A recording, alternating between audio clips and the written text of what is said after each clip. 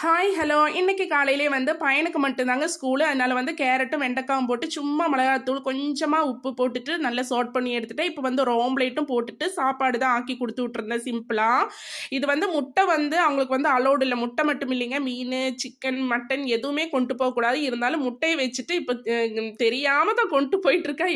எப்பதான் பிடிச்சுப்பாங்களோன்னு தெரியல. அதுக்கப்புறமா அம்மா வீட்டுக்கு போயிருந்தேன்.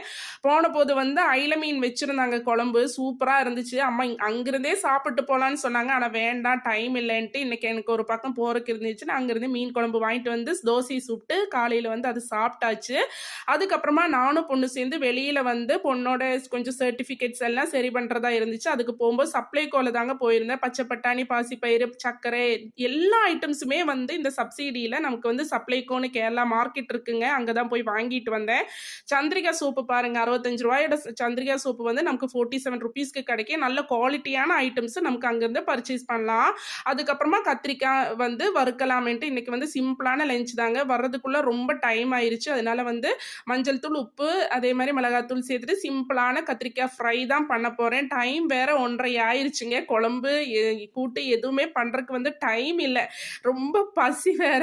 அதனால வந்து வெளியிலிருந்து நாங்க வந்து ஜூஸ் மட்டும் தான் குடிச்சோம். அதனால வந்து சீக்கிரமா இப்ப வந்து கத்திரிக்காய் தான் ஃப்ரை பண்ணிட்டு இருக்கேன். இன்னைக்கு இவ்வளவுதான். உங்களுக்கு எல்லாருக்கும் என்னோட வீடியோ பிடிச்சிருந்தா கேரளா ஃபுட் பிடிச்சிருந்தா என்னோட சேனல் சப்ஸ்கிரைப் பண்ணி வச்சுக்கோங்க. Okay bye. நெக்ஸ்ட் வீடியோல மீண்டும் சந்திக்கலாம்.